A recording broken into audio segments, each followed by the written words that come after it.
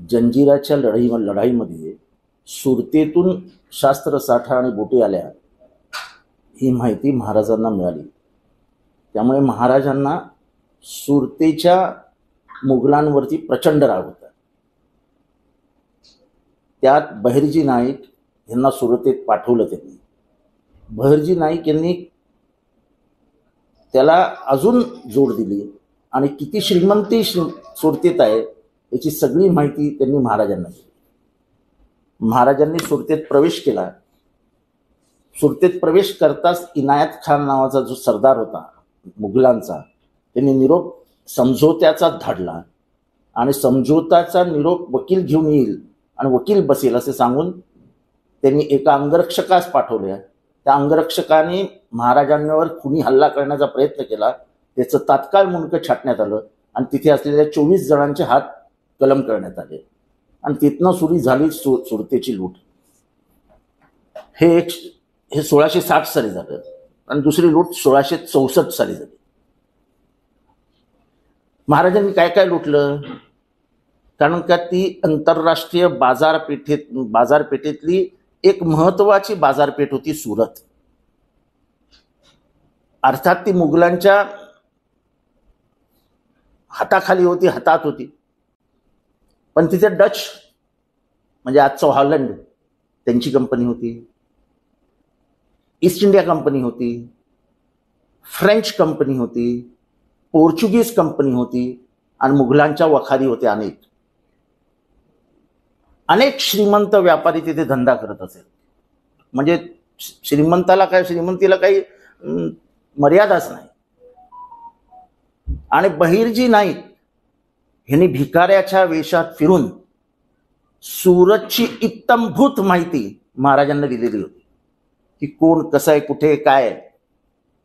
पण 2 माणसं जी त्यांच्या समोर देण्यात आली, नावं देण्यात आली, त्याच्यात एक फादर अँब्रोस जे ख्रिश्चन धर्माचे पादरी का काय म्हणतो आपण त्याला, आम्ही फादर म्हणतो, ह्यांच्या बाबतीत कळवण्यात आलं की ह्यांच्याकडे खूप धनसंपत्ती आहे.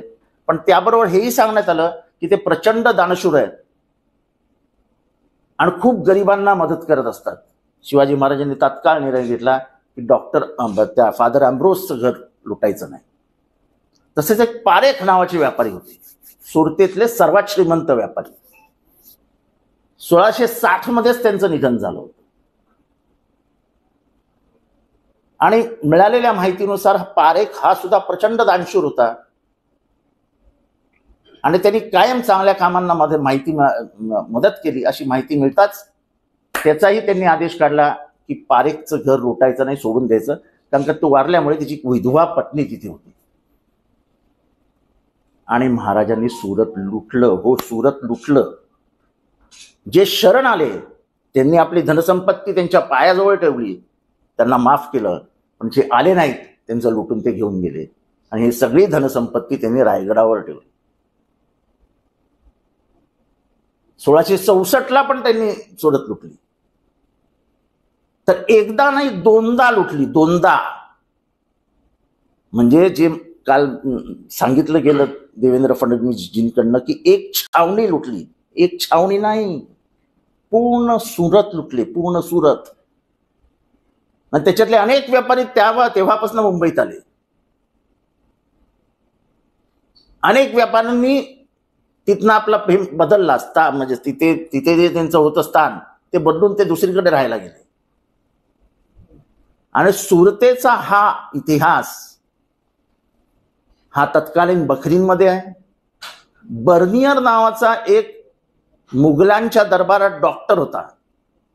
त्यांनी लिहिलेल्या पुस्तकामध्ये देखील त्यांनी सुरतेचा उल्लेख केलेला आहे. आतापर्यंत जेवढे इतिहासकार होऊन गेलेत, वासी, बेंद्रे, तुम्ही सांगाल त्या इतिहासकाराने सुरतेची लूट याच्यावर लिहिलेलं आहे, पुराव्यासकट लिहिलेलं आहे. तेव्हा हा मनुवादी विचार महाराजांना छोटा करण्याचा हा देवेंद्र फडणवीसजींसारख्या हुशार माणसाच्या मेंदूमध्ये कोणी घातला? म्हणजे महाराजांच्या शौर्यावरती प्रश्नचिन्ह, त्यांच्या युद्ध चातुर्यावरती प्रश्नचिन्ह, त्यांच्या बुद्धीवरती प्रश्नचिन्ह हे करण्याची गरजच नव्हती. म्हणजे पुतळा पडला तर आता विषय दुसरीकडे वळवूया. हा तर प्रयत्न नाही ना. 2002-2003 साली जेम्स लेनने हेच केलं.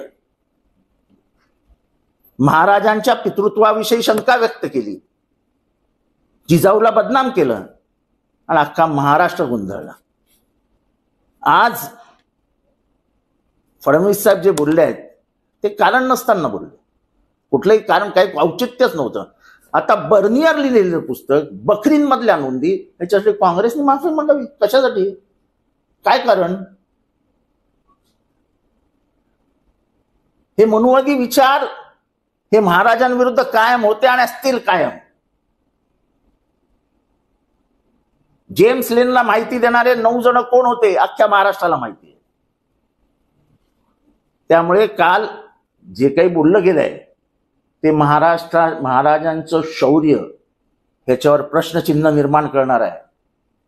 आणि अभिमानाने आम्ही मराठी माणसं सांगतो, होय सुरत लुटली, आजही गुजरातला वाईट वाटत असेल तर वाटू द्या, पण आमचं शौर्य, आमच्या बापाचं शौर्य इतकं मोठं होतं की मुघलांच्या ताब्यात असलेलं सुरत पूर्ण लुटून त्यांनी महाराष्ट्रात आणलं.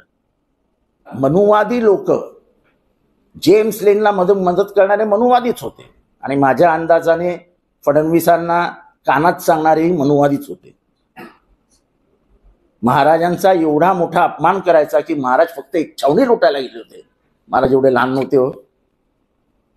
बहरजी नाईक यांनी पूर्ण सुरतेचा अभ्यास केला होता. ते भिकारी म्हणून फिरत होते सुरतेमध्ये. एक छावणी उद्ध्वस्त करायला 1 दिवस लागला असता.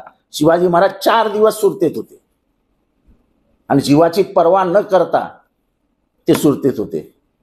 आणि तेव्हा औरंगजेब लाहोरमध्ये होता. ठीक आहे, आम्हाला अक्कल कमी आहे, आम्ही शाळेत गेलेलोच नाही वगैरे, हे म्हणणं खूप सोपं आहे, पण मला याचं उत्तर हवं आहे.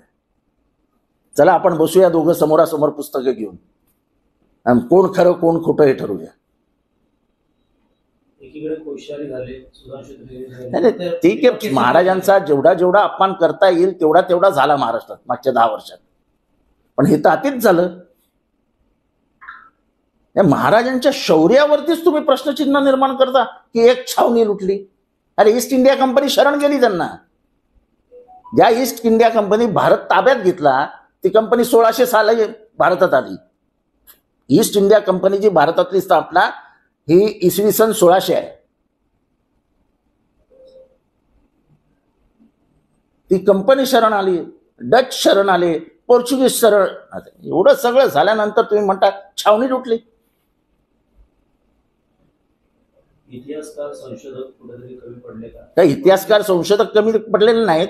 हे आत्ताचे नेते मुद्दामून इतिहासाचं विकृतीकरण करून समाजामध्ये संभ्रम कसा निर्माण होईल यासाठी प्रयत्न करतात.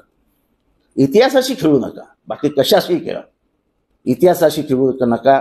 आमच्यासारखे ते सहन करणार नाही. मी कधीही जास्त बोलत नाही, पण इतिहासाच्या बाबतीत जर विकृतीकरण कराल, शिवाजी महाराजांविषयी जर चुकीचा इतिहास सांगाल, जो पुरंदर यांनी सांगितला, जो जेम्स लेन यांनी सांगितला आणि काय जे देवेंद्र फडणवीस यांनी सांगितलं ते चुकीचं आहे, त्याच्या विरोधात आम्ही वैचारिक लढा लढू. ते त्यांचे रक्ताचे वारसदार असतील नसतील, काय त्यांचं नातं असेल नसेल, आम्ही या मातीचे वारसदार आहोत. ज्या मातीत शिवाजी महाराज खेळले, लढले, त्यांचं रक्त जिथे सांडलं, त्यांच्या अस्थी जिथे आहेत, त्या महाराष्ट्राचे आम्ही मुलं आहोत. त्या महाराष्ट्रात आम्ही जन्म घेतला. त्या महाराष्ट्राच्या मातीबद्दल आम्हाला प्रचंड अभिमान आहे आणि त्यामुळे हे सगळं सांगणं हा महाराष्ट्राचा अपमान आहे. सर, तुम्ही मागे पण बोलला होता की सुरत लुटण्याचं दुःख आजही काही लोकांना आहे. त्या अनुषंगातूनच हे सगळे प्रकार घडतात आहेत.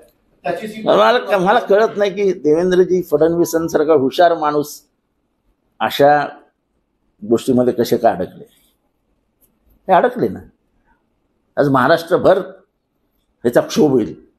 महाराष्ट्राला आवडणार नाही. महाराष्ट्राच्या बापाबद्दल, त्याच्या शौर्याबद्दल प्रश्नचिन्ह हे महाराष्ट्रातल्या कुठल्याही महाराष्ट्रावरच्या मातीवर प्रेम करणाऱ्याला आवडणार नाही.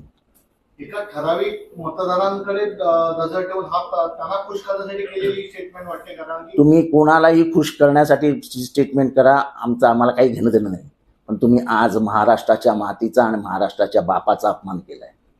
तुम्ही जसं सांगितलं की पुतळा पडला हा विषय डायव्हर्ट करण्यासाठी, तर असा विषय आणला नसेल असेल, कारण का त्यांच्याकडे कसे विषय कसे डायव्हर्ट करायचे हे त्यांची कला आहे.